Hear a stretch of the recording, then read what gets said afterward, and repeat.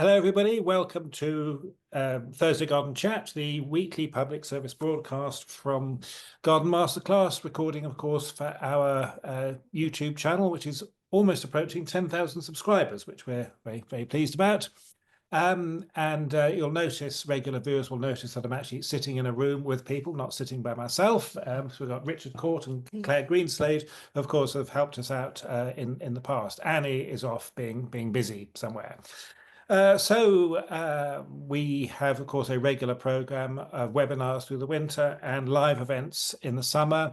I would flag up that we've got a 3-part planting design course at the Surge Hill Plant Library running this summer. It's a really serious look at learning basic, or rather more than basic, planting design skills. I was actually working in the plant library earlier this week, and it is the most incredible place that Tom and Sue Stewart Smith have built a really incredible facility, 1,500 perennial or mostly perennial species and cultivars in a space that makes it very easy just to evaluate them. It's a wonderful learning environment. So if that at all interests you, as I said, a 3-parter at the Surge Hill Plant Library north of London, then do please look at our website and check out the diary pages.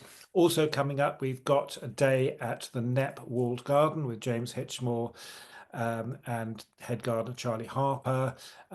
We've recently organised a day at Wakehurst in Sussex with Arit Anderson and Henrik Schumann looking at trees, and that's specifically focused for any landscape architects or garden designers who need to be learning about trees, particularly trees for longevity and climate change. And we've got a number of other events later on this summer, so do please check out the diary pages. And if you are new to us, then do please have a look at the website and consider perhaps signing up for our monthly email newsletter. And if you really like us, you can become a member, which entitles you to discounts of things, early booking on live events, and big reductions on our webinar webinar library. We've got over 100 hours now, as well as the all these Thursday Garden Chats archive. So I think we should go over to Indiana now to introduce Carol Michel, who I came across on Substack just a couple of months ago with this very intriguing what do you call a Substack? What do you call a Substack? Blog or a Substack shelf? Blog, newsletter, articles, whatever. On the lost ladies of garden writing. But before we go there, could we hear about how you got interested in plants and gardens in the first place? So I tell people I'm one of those people that was born into it, that when I was a toddler, if my dad planted the peas in the spring without me, I would be very upset. So I grew up to gardening, and that's all I wanted to do was work with plants. And so I went and got a degree in horticulture, and then I didn't work with plants to make money. I worked with plants in my garden, and I worked for 33 years in an IT field. And then I retired early, and I have anything related to gardening, it interests me. The plants, the tools, and obviously the books, some of which are behind me. So I started collecting these old gardening books, and then the next thing I knew, it's like I wanted to know who these people were. And so I started doing research on those, and I came up with some extremely fascinating stories. And so, like when you start to garden, you can't plant everything that you want to plant. You want to, but you only have so much time and space. And so, I can't plant the giant redwood trees of California in my little suburban lawn. So I have to limit myself. And so one day I decided that I was going to only go look at authors who were women that were from the United States, that are American and that had died, and then I had their book. And so that's how I kind of contained my enthusiasm, as it were. But even at that, Noel, I have written about, I think, 46 or 47 women so far. And I probably have that many more on a list because people keep sending me names and books. And So that's how I kind of got started in all this. It's going to be a constant project for life. It is a constant project for life. And so I read something the other day that you retire from your job, but you never retire from your obsessions. No, right. Yes, yes, yeah.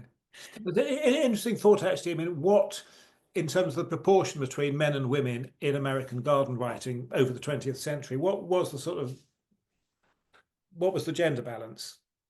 You know what? No, I have no idea because I just sort of I have a lot of books that are written by men, and there's certainly some famous authors whose names escape me at the moment because I'm on a live YouTube or live video with you. But Yeah.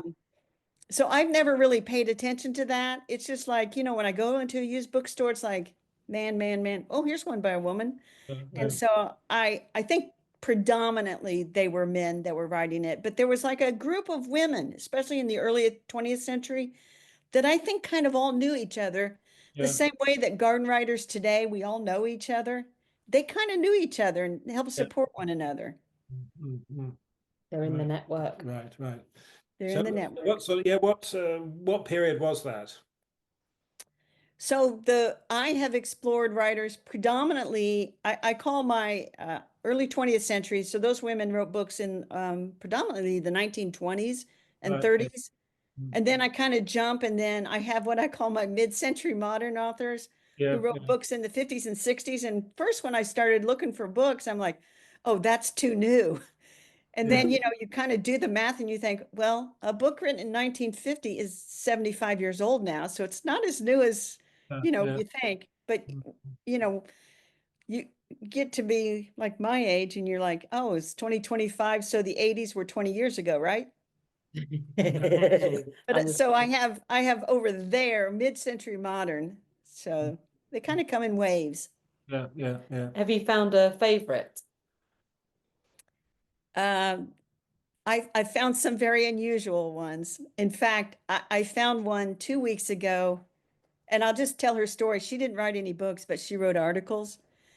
And her name happened to be the same as mine, Hedwig, but she pronounced it Mitchell. Ah, And I found that out because she was a Jewish woman in Germany, and she did a variety of things, including running a school for Jewish children until in 1938. She left Germany for obvious reasons and came to New York City. And then from New York City, she moved to Florida where she became a member of a cult, Wow. the Koreshian cult. yeah. And apparently she learned of them because somebody had given her the English version of the book that the cult leader had written explaining his beliefs.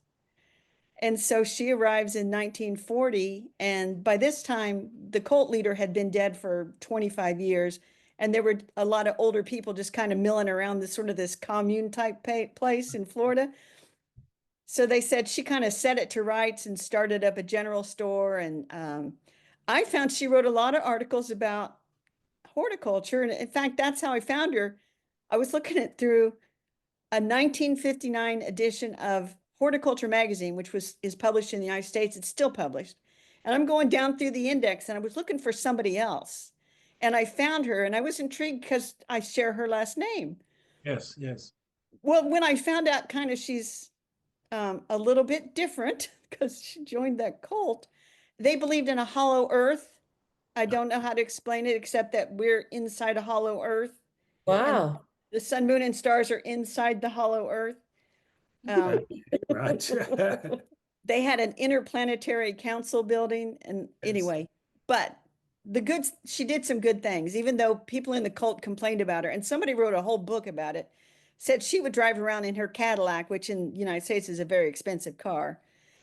Well, the cult members said they didn't have enough to eat, but she Biblical. donated the 300 plus acres that they had to the state of Florida, and they've turned it into a state park. And so you can go and you Wow. can see the Koreshians, how they lived, and there's a big plaque that dedicates a garden to her.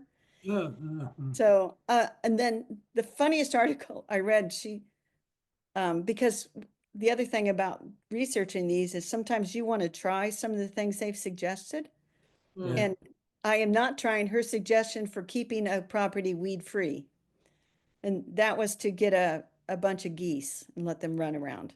It would be plant free. Wouldn't be anything. Yeah, there wouldn't be anything left, but and she did struggle to find geese, she said, for Florida, so she didn't do it either. No, right, yeah, she didn't do it. So I gather you've got some authors you'd like to tell us about. And I do, and I found some that I think have some British connections that you will find kind of interesting. And the first one, and I'll just hold up her book, I found this at a used bookstore, and actually, no, an antique store. And I was there with a friend, and she said, "Hey, you might like this book." And at first I thought, well, this is newer than I like, because I think it's from around 1968. But I thought, well, I'll get it. And it's a slim volume, and I actually read it. And it's about this woman that lived on a main street in a place called Windsor, Vermont, which is on the East Coast. And she acts like her house was literally like 5 feet from the sidewalk. So I thought, well, I don't know anything about Buckner Hollingsworth, so let me look up Buckner Hollingsworth. And so that's when I discovered that her maiden name was Kirk, Kirk. She grew up in Baltimore, and she had two sisters. One was named Mary, and the other one was named Anna. And they went to a very prestigious school called Bryn Mawr. And Yeah. one of Mary, her sister's classmates, was Wallace Simpson. Oh my God, really? Oh my God. Yes. So it gets even better. Yes, yes. So while Buckner's just kind of floating around, she did some nice things. Mary kept in contact with Wallace. Yeah. And so when Wallace needed to get a divorce from her husband, Ernest, in the laws in the UK, you couldn't just say, "I'd like a divorce." You had to prove that the other person was unfaithful. You had to have a co-respondent. Yes. And so she convinced her friend Mary, Buckner's sister, to be caught stepping out of a hotel room with her husband, Ernest. And then she could say that Ernest cheated on her with Mary. Yes. She could get her divorce. She could marry the king. And then, as we know, she did not become the queen. He abdicated and all that kind of stuff. And so anyway, that was Buckner's sister. Buckner goes on. She just marries an artist. And he had an art studio in their basement, and upstairs she's writing books. And she wrote another one called, because after I discovered Buckner and her ties to the British monarchy, then, I have to go way down rabbit holes and read about Wallace Simpson. And there's actually a book about Mary Kirk written by the other sister, Anna, but it was self-published in the 70s. You'll never find it. I mean, I don't think you'd ever find it. But Buckner also wrote a book called Her Garden Was Her Delight, which is about famous women gardeners. And so one of the other authors I discovered later, not through her book, because I should have opened it, that has been a very nice gold mine there of interesting people. But the other thing that Gardening in Main Street did for me is she went on and on about a begonia called Glory de Lorraine. And she talked about how wonderful it was, and that she brought it in every fall, and it just bloomed and bloomed all winter. And what do you think about that begonia? I wanted it. I did so want that. And I just looked all over the internet, and I discovered that begonia people, they're on to the next big thing, and they don't keep their old varieties going. I'm sure you'd find it somewhere, because this is one, in fact, I'm pretty sure I've got a print of it from sort of around about 1920s. I think it was bred by that French nursery, that was in I'm taking notes. yes, not Nancy in Alsace, and he was the most prolific hybridizer of all time. And his name, oh dear, We'll come to he it. hybridized anything and everything he could lay his hands on, but he didn't have a head. He had no head for height, so he sent his wife up a step ladder to do the lilacs. He's mainly known for lilacs, but he did. But I'm pretty sure he came up with Begonia Gloire de Versailles, which I think was one of those key breakthroughs in begonia breeding. But the plant itself was sort of, we wouldn't bother going with it now because it has all sorts of problems. But it was so vital for the whole race of much more widely grown ones. Right. Yeah. Right, right. yeah. So now I recently acquired a begonia book written by an author named Helen K. Krauss. And she wrote a book on begonias. I didn't bring it in here with me, but I've discovered in there that it's a Christmas type begonia, she called it. And so it's like, well, I know I'm getting closer to the type of it. So maybe I'll find something similar. But that's what these, I just, there's a couple of others that is like, if I could only find that plant from 1968, I would be so happy. Part detective, your role, isn't it? Yeah, you have to be a detective. Victor Lemoine, that was him, Victor Lemoine. And his nursery ran until I think the 1950s, 1960s, but he was basically operating late 19th, early 20th century, but one of the greatest garden hybridizer of all time. Yeah, and I think Buckner, somebody gave her a start for that begonia. Yeah. And so it's one of those, if you get passed along. But the other thing she called it was Yard of Roses, just Right. simply because it would just keep growing and blooming and growing and blooming all through the winter time inside, which was like, oh, I want that. Yeah. I hope you find it one day. Yeah. So I also, I find catty little things about these garden writers, about each other. So I'll have to briefly introduce two garden writers. So I don't know if you've ever heard of Elizabeth Lawrence. She's known as our Southern garden writer, and she was born in the early 1900s and died in the early 1980s. But she had a garden in Charlotte, North Carolina, very small, and I've been there twice. It's like a destination for those of us who know who she is. But she was the first one who really wrote for gardeners in the South. And Wow. she used to keep correspondence up with all kinds of people, letter writer galore. And a lot of times with just plain farm wives and things like that, because she was really interested in what they were calling things and if they had something unusual. And so she just was a great correspondent. And when those of us that got into garden blogging, we'd say, Elizabeth would have loved garden blogging. She would have been right there in the thick of it. She'd been on social media. Yes. Anyway, she used to correspond with a woman named Catherine S. White. And I don't know if you've ever heard of her. She was an editor for the New Yorker in the 1900s, in the mid 1900s. Her husband was the author E.B. White, who wrote Charlotte's Web, which is a very popular children's book even today. So Catherine and Elizabeth never really met in person except once, but they corresponded about garden writing world. And I had to laugh because I know neither one thought that the letter would be made public, but Buckner published another book called Flower Chronicles, which she just told stories of all these different flowers, not unlike Noel's book back there, but Noel's is better. Catherine S. White, who was the editor of the New Yorker, she said it's not very good, but she's an old friend. We went to Bryn Mawr together with Wallace Simpson. She said, so I gave it a mention in the New Yorker. Plus, Buckner was nearly blind when before she died, she was nearly blind. And so she said, I felt sorry for her. So she says, I gave it a nice blurb. And I thought, Oh, wow. so I found that because there's a whole book of letters between Catherine S. White and Elizabeth Lawrence, and anybody likes reading correspondence. And I know in Great Britain, Christopher Lloyd and Beth Chatto, they have this book of letters. Yeah. It's but I think they wrote their letters knowing they were going to be published.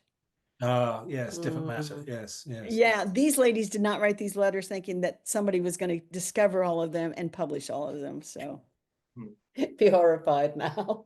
yeah, they would be, they're rolling in their graves thinking, you ladies weren't supposed to talk about that. But Catherine S. White, she used to write columns for the New Yorker magazine, and she has a book in the United States, very popular, called Onward and Upward in the Garden, and you can always find copies of it everywhere. But it's just really, really just natterings about gardening. She's the one who said, you never dress down to your garden. Shows her in a picture with her nice shirt dress and, all dressed up. And I'm like, well, honey, that's not how I dress in my garden, but. We did Well, during lockdown. But the garden team I worked with during lockdown decided we weren't wearing our sequins enough. So we had a day where we all just wore our going out clothes to work. Very impractical. Oh, yeah. Well, I think she's the one that wrote the best method for digging is point and tell the man where to dig. So she's they're funny. So I have another one for you. So I have this book, and it's called The Little Garden for Little Money by Kate L. Brewster. And gosh, Kate, so you think that Kate L. Brewster would just have a little cottage garden or something to have written this book? She gardened she had a 25-acre estate with gardeners. Wow. Up in the, Noel, it was up in the Chicago area, near Lake Forest, Illinois, in the Chicago, Illinois area. Yes. And literally it's 25 acres. And, but that was just where they went in the summer times. They had a winter home in downtown Chicago. And when you look at the old census reports, because you can really find out a lot about these women by looking at the census reports from the US Census from like 1920, 1930. They list how many servants they have, you know, butler, chauffeur, cook, couple of housemaids, and that would be Kate Brewster. And I'm like, how did she write The Little Garden for Little Money? Because she had a lot of money. Because she and her husband, who was I think he was in finance or banking or something, they actually helped establish the Chicago Art Institute, because on the side, while she's messing around gardening, because she did love landscaping, she took a course in it in the summertime. It was in a society page that she had enrolled in this landscaping class. But they used to buy Picassos and Cezannes, and you know, you can find those old letters. I think, did those end up at Harvard's library? Probably at Harvard's library. But you know, she had a lot of money, so she went over to England. And, you know, not to be name dropping, but she met with William Robinson about landscaping. Oh, okay. And she met with Gertrude Jekyll about perennial gardening, you know, to shape her own garden there in 25 acres in Illinois. So, and she did a lot of philanthropic things. She did some stuff with the American Red Cross right after World War I, and she got the French Legion of Honor Award, I think it was. So she's not just, but I think what happened was these women, and there's a whole bunch of them that wrote this series called the Little Garden series. She used to be an editor for the Garden Club of America's bulletins. She did that for 6 years, and so she was in a garden club. And so I think the editor of these books felt like, you know, I think I should have Kate write something, sort of as a, you know, reward for sticking with all that garden club stuff. And so, but what Kate says in the intro is she wanted the book to be called The Foolproof Garden. And, but they made it The Little Garden for Little Money. But she, who has more money than anybody, is telling us how in the world would we have a little garden for little money. She has suggestions like, you know, you should pool your money with your neighbors to share a wheelbarrow. And I'm like, how's that going to work? We'd all want it on the same day. Yes. So, and then she, there's an American Academy in Rome. Have you ever heard of this? Oh, yes, yes, yeah. And people can get sabbaticals there, authors and different people. Well, there's one for landscape architects, and Kate's name is on that award. So you can go to the American Academy Award and somebody, Kate L. Brewster, landscape architect sabbatical, and get that for a year. And it's still out there. So she also, you know, there's funny advice like to go to the tinsmith to get your plant labels made. Wonderful, wonderful, yes. Or her other suggestion was you could paint wooden labels white, and then write on them and then bury them by the plant, and then the ink wouldn't fade because it would be buried in the garden. And I'm thinking, you also wouldn't see the label anymore. There's a flaw in that plan. So that was Kate Brewster. The other thing about her is I think she was a renegade because she came from money and she married into money. And so at that time in the early 1900s,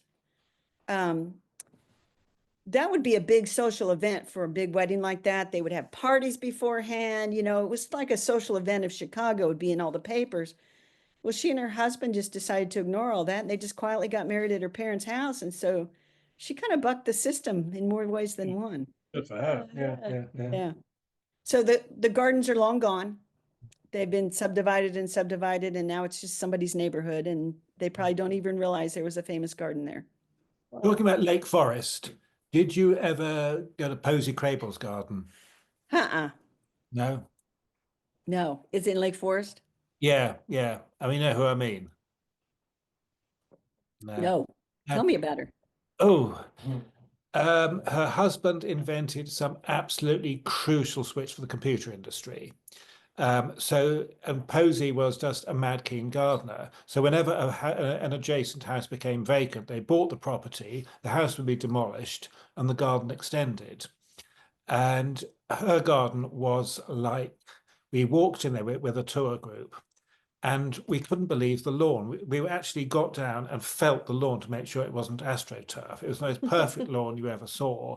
Wow. And the planting was sensational. It was full and voluptuous, but every flower was in kind of the right position. It was obviously highly managed, but at the same time did not look stiff and formal. It was probably the finest bit of sort of horticultural excellence I've ever seen. I mean, it has to be said, probably very dependent on all sorts of horrendous chemicals and all the rest of it. And there's a load of Latino guys who were kind of doing all the hard slog. And she had two women who worked with her, and the three of them were just this extraordinary. It was their complete mission. Of course, the garden has opened all sorts of charity events. And Posey sadly got Alzheimer's very suddenly a few years ago and died, I think, 2 years ago. But she was one of the most extraordinary sort of North Chicago gardens. I will have to check that out, because I was talking to somebody that's retiring from working in a garden in that area, and I was like, I wonder if that's the same garden. Yeah, but I'll make it. We did an interview with Maria Padura, a Polish lady who was one of Posey's gardeners. In fact, we did that a couple of years ago. So I'll send you the link. Yeah. Yeah, I want to see that link. Yeah. So another book in that little garden series is called Peonies in the Little Garden by Alice Edward Harding. And she wrote one of the best intros to a book that I think I've ever read. And she wrote, I should have had it marked. She wrote, where is that? Geez, I should have had that marked, because she basically said if she had 4 square feet of area, she'd plant a peony in it and proceed to worship. I've changed that into 21st century language instead of the brilliant language that she would have written in the 1920s. But she really did love the peonies. And this book was so good that Timber Press, which publishes horticulture books here in the United States, they did a special edition of this book in the 1990s. So some 70 years after it was published, they came out with a new edition of it. Yeah. This woman loved her peonies.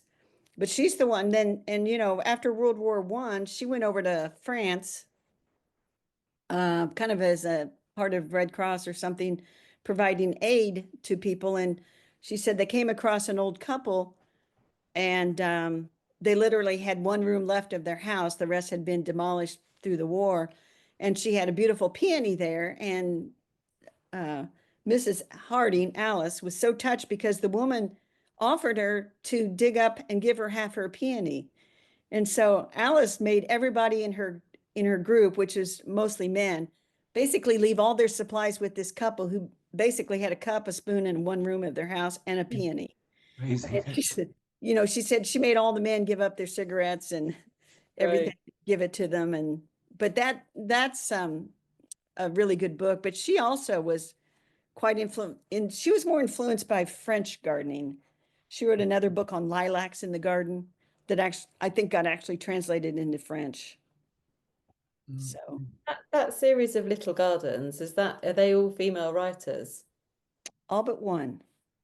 Oh, interesting. I just wondered how many men would write a book called Little, it's got a kind of there's one. Yes. There's the one on roses is written by a man. It's up there. I've got the whole series right there. But I've paid it little mind. The editor was a woman named Mrs. Frances King, and she always went by her husband's name. And that's the thing, you know, like Kate Brewster, also a renegade, because most of the women that wrote in the 20s, if they were married, it was Mrs. Edward Harding wrote this book. It Oh, wasn't yes. Alice Harding, but Kate Brewster wrote that book, not Mrs. Walter Brewster. But it's Louise Yeomans King was Mrs. Frances King, and she was the editor of all these books. And I feel like she's the one that sort of brought everybody together and reached out to this person and that person and got everybody writing this little series books. I think there's 8 in the series. That's weird that there's one guy. Yes. Yeah, Noel's like, what? Just one? Yeah. Yeah. I know. I could turn around and get the whole set out and verify that, but I'm pretty sure because the other one that got me into trouble was The Little Kitchen Garden, which is also in the series. And this was written by a woman named Dorothy Giles, Giles. I don't know how you guys would pronounce that. Same. Yep. Dorothy Giles. But she got me in trouble last summer because I opened this book and she's very emphatic about exactly how to have a kitchen garden, from the furniture you should have a nice seating area, none of those blasted metal chairs that would get hot out in the sun. But she made a list of all the varieties that you should grow for your beans, cabbage, carrots, cauliflower, tomatoes. She had this huge list that she came up with. And so, don't you know, I went down the rabbit hole and I found seeds for quite a few of the varieties from the heirloom seed sites. And so I grew what I called the Dorothy Giles tomatoes, Dorothy Giles peas, the Dorothy Giles okra. I don't think you guys grow okra in the UK, do you? Not much. No. You'd have to grow that in a greenhouse in the summertime, I It's think. hot and humid. Yes. Something for the deep south. And yes. Yeah, you can grow it in Indiana. It will not get as big as in the deep south, but you can successfully grow it. But I'm just ordering up all these, and it was mildly successful. I'm not sure the bell peppers, green peppers.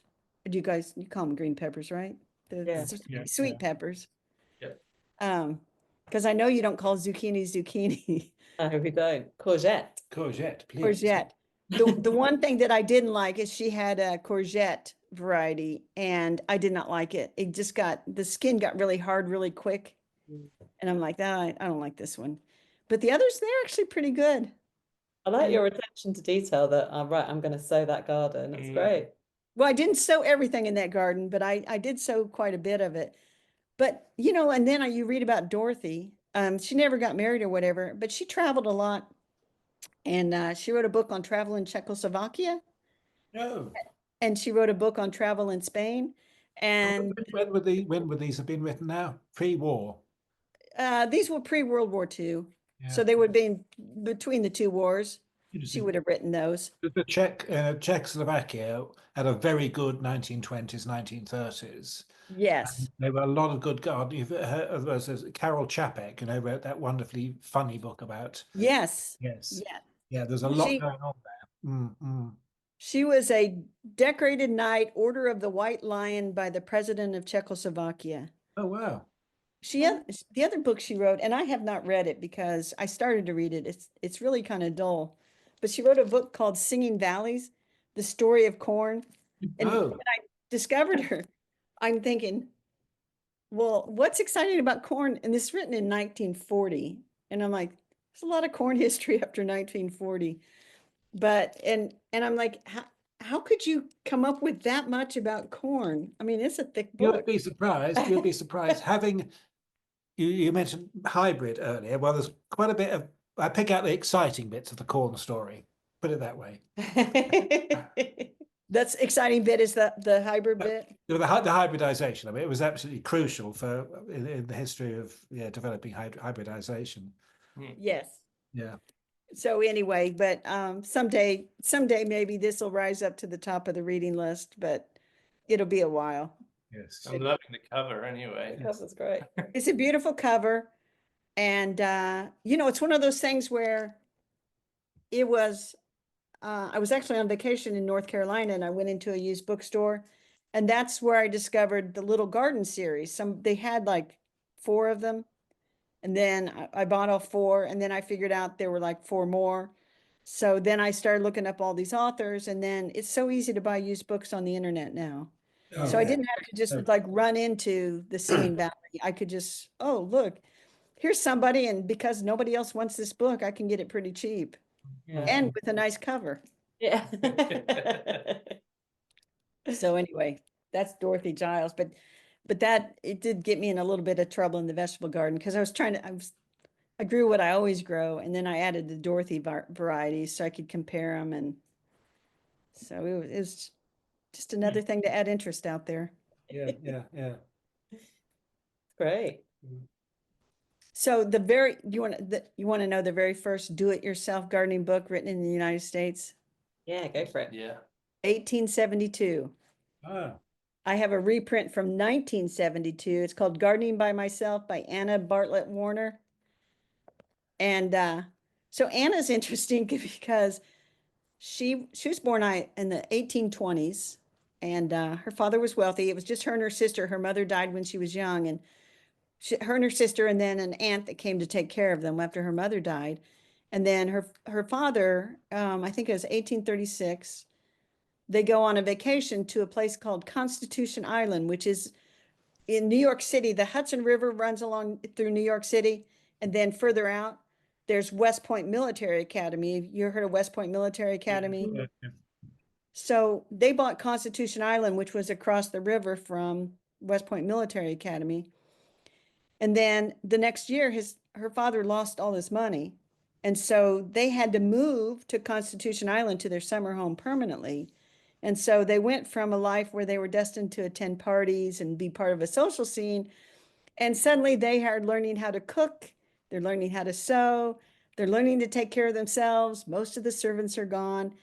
And at a time when genteel women did not get their hands dirty in the garden, Anna went out and started gardening. And, because women were very concerned that their hands looked very lovely and soft and Hide mine. but I'm hiding my hands too. Yeah. So she went out and taught herself how to garden and ended up writing what is considered to be the first do-it-yourself gardening book in the United States. Yeah. So you go, and Buckner wrote about Anna Warner, and I read about her as well. And she's famous for two other things. She and her sister used to write novels to earn extra money. And I laugh today. I think, writers today think, I'll just write novels to earn extra money. Yeah. But some of them were very, very long. And they're writing them at the same time as famous writers like Louisa May Alcott, who wrote Little Women, which everybody in the United States at least knows what that book is. Nobody remembers the Warner sisters. Oh. There was one line in one book that Anna B. Warner wrote that every child knows the song. She wrote the words to Jesus Loves Me, This I Know, for the Bible Tells Me So. No way. Yeah. And so she and her sister, living across the island from West Point, on Sundays, later in their life, on Sundays, the cadets at West Point would row across to the island, and Susan Warner and Anna Warner would do Bible study lessons with them, Sunday school lessons. Then they would go back. Wow, that's cleaner than what I thought you were going to say. No. They were good girls. They were older ladies. They were older women by this time. So, and they're the only civilians buried in the West Point Military Cemetery. Oh, really? Sisters. Yeah. And the island is still there, and there's an association that's trying to keep it going. And I bought the book through them. So, That's but great. and some of these books, they don't write like they do today. So you kind of have to get used to the tone. You got to get used to the way they phrase things. She talks about her garden. She calls it fairyland. And so it's, very sweet. And she talks just like we do about getting involved with the catalogs and how, the catalogs would suck her in to buy this or that or the other. And it's like, I know that's never happened to any of us, right? No, never. Never.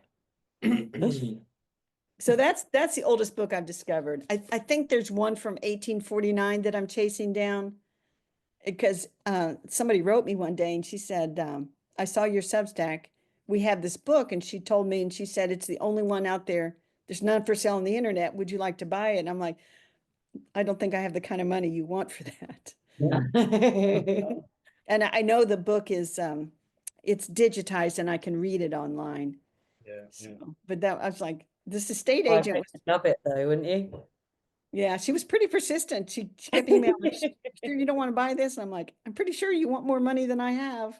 I'm trying to close up this estate. Are you sure? Like, I'm pretty sure. So anyway, that was Cool. Anna Bartlett Warner, Gardening by Yourself, by myself. Mm. It's a funny title, that, isn't it? Pardon? It's a funny title, Gardening by Myself. Yeah, it was kind of a funny title, but I think it made sense for that time because the women that she wrote it for would have had somebody that would come and do the gardening for them. Mm.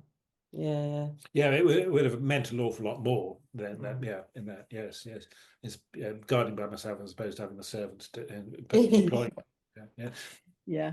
She stayed on that island and she died in 1915. She was 95 years old and she was able to stay on the island her entire life, and it had been prearranged that when she died, the island would become part of West Point Academy and be taken care of, but it allowed her to stay there until she died, which was nice. That's great. What a life. Yeah, it was yeah. I guess, you know, she kind of landed on her feet. If you're not going to have your life in New York City and the society with all those servants, I guess living on an island with a garden's not a bad choice. No, No. it'll do me. Yeah. So I found a British woman who came to the United States. So, and I didn't realize I had her book, but I found her online and then I realized I had her book. Her name was Daisy Thompson Abbott. And when she lived in the UK, she was Lizzie Thompson, same name as her mother. And after World War I, she married an American GI medical doctor and she immigrated to the United States, and she went from the lovely English gardening climate to the gardening climate of the Minneapolis, St. Paul, Minnesota. Oh dear. Yeah. So she had to relearn how to garden, and she wrote a book called The Northern Gardener. And Yeah. then she wrote another book called, and it's not a very good, I don't have it's a very boring cover. But this is called Indoor Gardening, The Indoor Gardener. And of course, she got me into trouble too, but because you guys get poinsettias at Christmas time, right? Yeah. Yeah. Dreadful And things. then the thing is, most people chuck them afterwards because it's hard to get them to rebloom. Yeah. So Daisy assured me that it was as easy as could be. All you had to do was take it outside in the summertime, lop it off so it has new growth, bring it back in the fall, put it in a south-facing window and leave it alone. Although she did say you should fertilize it with manure water. And I was pretty sure I wasn't bringing manure water into the house to fertilize a plant. But you know what? She was right. All these people that they can't get it to rebloom. Daisy told us how to do it in the 1930s. Wow. She Interesting. just, and it worked. And well, it worked, but I'll tell you, it really started blooming in January, not December. Yeah. So, and I'm going to take it outside again. That was 2 years ago. So I'm going to take it outside again and try it and see if I can get it to bloom the third year.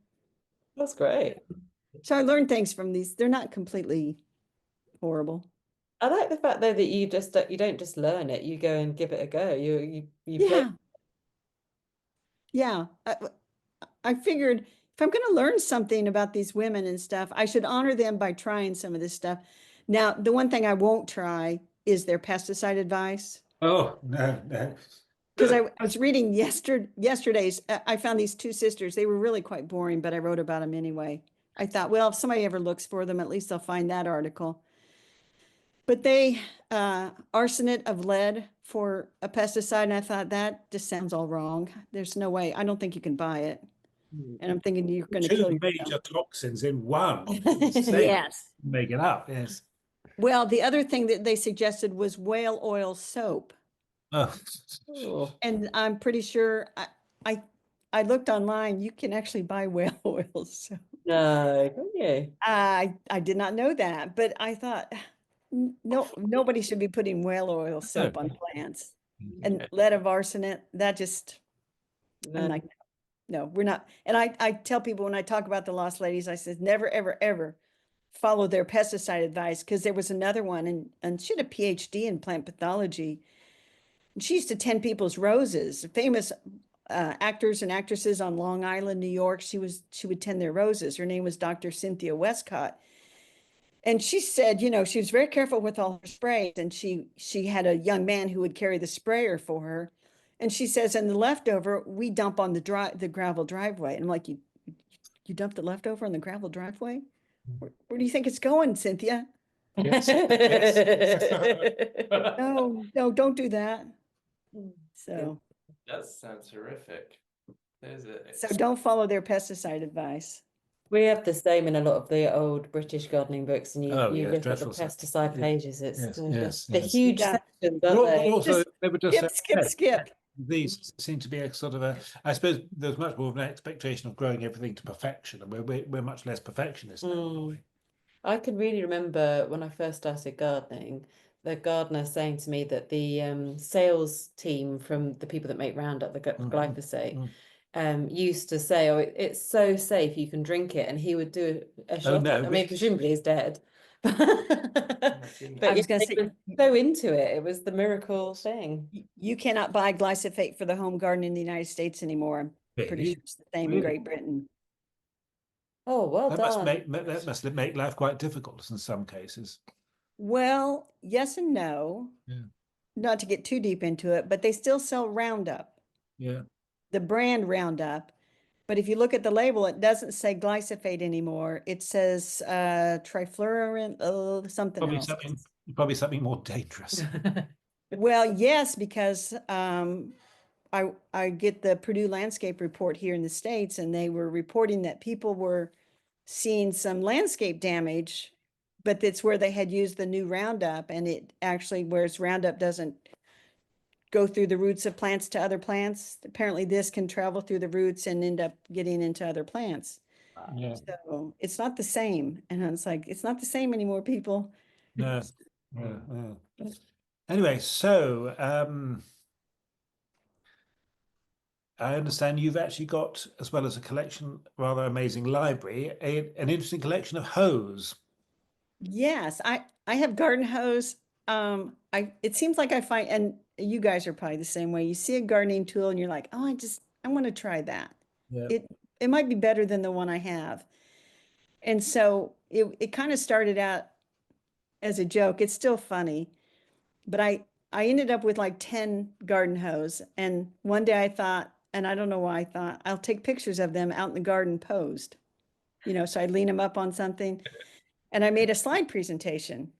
And then I mentioned I worked in IT. And so one day we were having very cantankerous budget meetings and things, they're not very pleasant subjects, and everybody's like on each other's nerves.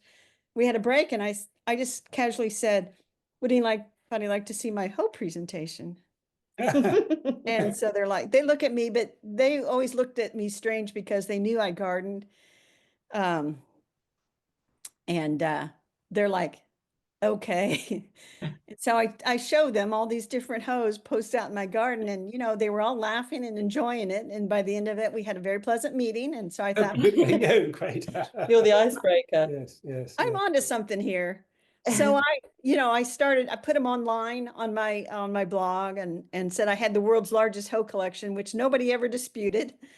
And that was with 10. And now as I have 50 some hose, I'm like the long handled ones. That doesn't count all the hand tools, because then you get all those different hand tools to use. And they're hanging on pegs in my garage, and there's some in a barrel, and people start just leaving them. And find the one in the front door. Open the front door.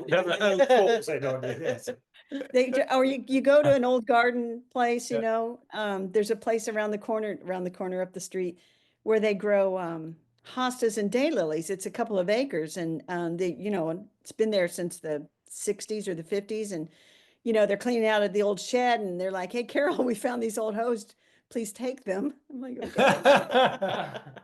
So bit like being known to like cats. Yeah. At least I'm not the cat lady that's like dropping hats off.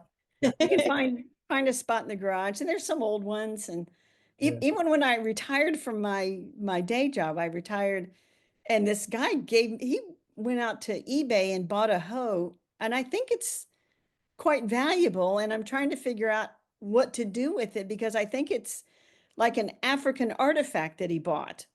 Oh, And wow. I'm like, I need to find a decent home for this. It's not here. No, I think it belongs in a museum. I think you need to open the home I museum. think so too. I don't think so. I think It's an excellent suggestion. the lost ladies of garden writing is more interesting. I was actually going to ask you, have you come across any African American garden writers? I have not. There are plenty out there, and I have some friends that are, writing books about African American florists and a lot of the history of them. I just have not at the moment come across any. Not saying that they're not out there, but I will eventually stumble upon them, I think, if they're meant to be, because the more people find out you have an interest that's just like a obsession, the more they're like, hey, Carol, or they, it's like when they see a garden hoe, they think, I get to get this to Carol. It's like when they find this old book, they're like, Carol, how about this? And, like a friend brought me these, I showed you at the beginning, American Cottage Gardener from the 1990s. She says, I think you might like these. Yeah. That's lovely, isn't it? I It know she's is. more, but Sarah Stein, is that name ring a Sarah bell? Stein. Yeah, because Doesn't she ring a was bell. no, she must have died probably within the last 20 years, but she was so influential. I mean, everyone bangs on these days about Doug Tallamy, but Sarah Stein was writing in the 1990s on this whole theme of wildlife gardening and biodiversity. I mean, she was really at the sort of cutting edge of this whole movement that's now become so big, and she was a really good writer. I think she was actually a professional writer who then and she did about 2 or 3 garden books, which were really influential. But I suspect she's been sort of largely forgotten now because there's been such an enormous wave of interest in native plants and gardening for wildlife. But she was up in the north, up in New England somewhere, I think. Well, the next book I was going to talk about, this is Bluebells and Bittersweet, Gardening with Native American Plants by Right. Giles. This is from the 70s. Oh, that's interesting. Oh, It's God. from the 70s. I'm pretty sure it's the 70s. But she was telling us now. She wrote the acknowledgments in 1969. Don't buy this, buy that. And so like Bleeding Heart, she has a native bleeding heart that I never knew existed. And so she was all about it. And she was in the 70s. So yeah, there are some trailblazers out there that we have forgotten, and I'm happy to bring them back to light to the few people that want to read my Substack. And it's like, it's a great book. Yeah. Do you think you'll ever make your Substack into a book? I think I will make my Substack into a book. I just have to find the right venue to do that in, whether it's I would self-publish it or publish it with a publisher. But eventually, I think it needs to be, because that's the other thing I tell people. Great segue. We have a ton of people writing online about gardening. They are good writers.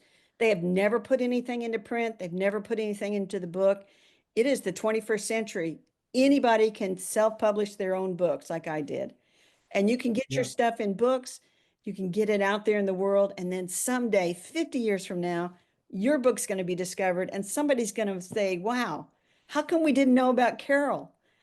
She wrote these nice little books. So that's the thing I tell people. If you're writing online exclusively, get yourself into print, and not an ebook. Get yourself into something that can sit on a shelf and be discovered. Right. Yeah. I often think Substacks are quite a good gateway into it. They're a good way of like collating all your information that you might put into a book at some point, aren't they? Yeah. And there's some good Substacks out there. You get lost in them. Yes. Oh, that's so interesting. Yeah, there's one last one. This is a British influence again. I spoke to the Herb Society of America last week, and I had to tell them about Rosetta Clarkson really briefly. She wrote Green Enchantment and 2 other herb books. She had a degree in chemistry in 1919, I think, and her dad said, you can't work in a chemistry lab. That's not ladylike. So she went to become an English teacher in a high school. And then she decided to get a master's in English literature, as one does. And so she went to England to study a playwright named Henry Potter, I think, or Porter. Nobody's ever heard of him. But Rosetta Clarkson, she like, it's sort of like, to paraphrase, she walked by an herbal shop, smelled all the herbs, and that was all she wrote. She then is immersed in the world of old herbals, and she's looking at all the old herbals in England. And she comes back a changed woman, and instead of writing about some obscure English playwright, she's writing books about herbs now, and old herbals and all that stuff. Let's turn around. Yeah, yeah, yeah. So scent is everything, right? In the garden. And yeah, absolutely. Yeah, yeah. That's been a really interesting, like, whirlwind tour. Yes, yes. Yeah, so it's like she's going to be a boring English literature person, and then she's like the I don't know, the godmother of all the herbal writers that came after her. They all deferred to Rosetta Clarkson and all her books. And another herbal writer, after she died far too young, in her 50s, like a decade later, another person republished all her books with new titles. I mean, with credit to her. Yeah, yeah, yeah. All right, yeah. That looked like quite a good folklore-y sort of book, didn't it? That's the sort of thing you find in Glastonbury High Street. Yes. Yeah, if you Yeah, yeah. you want to know all about the British herbals, you just have to read Green and Chapman by the American author. Yeah, yeah. Great. Okay. So thank you. That was a great tour around some, really interesting people, and love hearing about your, how you discover these writers, and yeah, good luck with finding more and getting that book out there. Well, and thank you for having me. I really appreciate it. I had fun too. I enjoyed meeting both of you, all three of you. Yeah. The three musketeers. Yes. Yeah. Thanks, Carol. Yeah. Thanks ever so much, Thank Carol. And yeah, look forward to keeping in touch with your Substack. Thank you very much. Thank you. Bye. Bye. Bye.